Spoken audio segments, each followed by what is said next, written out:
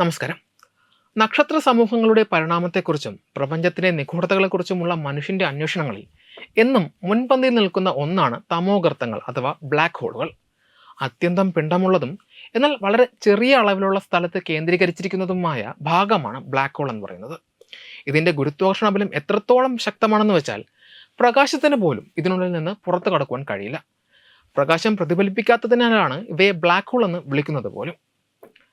ഭീമൻ നക്ഷത്രങ്ങൾ അവയുടെ ആയുസ്സിന്റെ അവസാന ഘട്ടത്തിൽ സ്വയം തകർന്ന് ചുരുങ്ങുമ്പോഴാണ് ബ്ലാക്ക് ഹോളുകൾ രൂപപ്പെടുന്നത്. ഒരു നക്ഷത്രത്തിലെ ഇന്ധനം തീരുന്നതോടെ അതിന്റെ ആന്തരിക മർദ്ദം കുറയുകയും സ്വന്തം ഗുരുത്വാകർഷണം കാരണം അത് ഉള്ളിലേക്ക് ഇടിഞ്ഞു താഴുകയും ചെയ്യും. ഈ പ്രക്രിയയെ ഗ്രാവിറ്റേഷണൽ കൊളാപ്സ് എന്നാണ് വിളിക്കുന്നത്. പ്രകാശം പുറത്തു വിടാത്തതിനാൽ ബ്ലാക്ക് ഹോളുകളെ നേരിട്ട് കാണുവാൻ കഴിയില്ല. എന്നാൽ അവയുടെ ശക്തമായ ഗുരുത്വാകർഷണം ചുറ്റുമുള്ള നക്ഷത്രങ്ങളെയും വാതകങ്ങളെയും എങ്ങനെ ബാധിക്കുന്നുവെന്ന് നിരീക്ഷിച്ചാണ് ശാസ്ത്രജ്ഞർ അവയെ കണ്ടെത്തുന്നത്. ഒരു ബ്ലാക്ക് ഹോളിന് ചുറ്റും കറങ്ങുന്ന വാതകങ്ങൾ അതിവേഗത്തിൽ ചലിക്കുമ്പോൾ അവ വലിയ തോതിൽ എക്സ്റേ വികിരണങ്ങൾ പുറത്തുവിടും. ഇപ്പോൾ ഭൂമിയിൽ നിന്ന് ഏകദേശം 13 കോടി പ്രകാശവർഷം അകലെയുള്ള NGC 3783 എന്ന സർപ്പിള ഗാലക്സിയുടെ മധ്യഭാഗത്ത് അവിശ്വസനീയമായ ഒരു ബ്ലാക്ക് ഹോളിനെ ശാസ്ത്രലോകം കണ്ടെത്തിയിരിക്കുന്നു.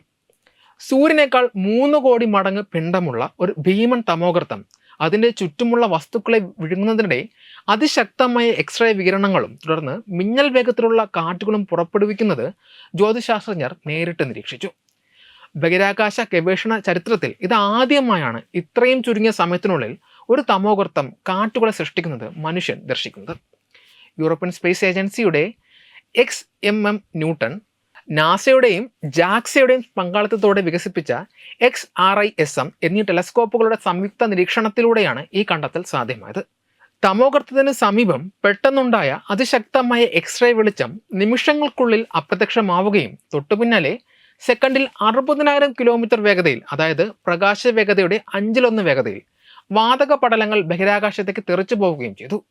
വെറും ഒരൊറ്റ ദിവസത്തിനുള്ളിൽ ഇത്രയും വേഗതയുള്ള കാറ്റിൽ രൂപപ്പെടുന്നത് മുമ്പ് നിരീക്ഷിക്കപ്പെട്ടിട്ടില്ലാത്ത ഒന്നാണെന്ന് നെതർലാൻഡ്സിലെ സ്പേസ് റിസർച്ച് ഓർഗനൈസേഷനിലെ ശാസ്ത്രജ്ഞർ സാക്ഷ്യപ്പെടുത്തുന്നു.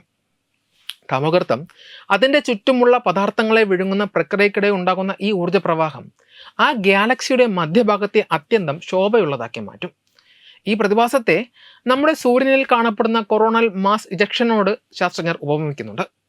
സൂര്യനിൽ നിന്ന് പ്ലാസ്മയും കാന്തിക മണ്ഡലങ്ങളും അതിശക്തമായി പുറന്തള്ളപ്പെടുന്നത് പോലെ ഇവിടെയും സംഭവിച്ചതാകാമെന്ന് കരുതപ്പെടുന്നു.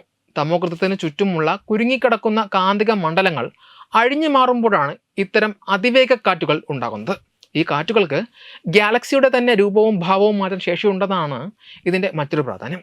ഗാലക്സികളിലെ നക്ഷത്ര രൂപീകരണത്തെയും അവയുടെ വളർച്ചയും നിയന്ത്രിക്കുന്നതിൽ തമോഗർത്തങ്ങളിൽ നിന്നുള്ള ഇത്തരം ഊർജ്ജപ്രവാഹങ്ങൾ വലിയ പങ്കുവഹിക്കുന്നു.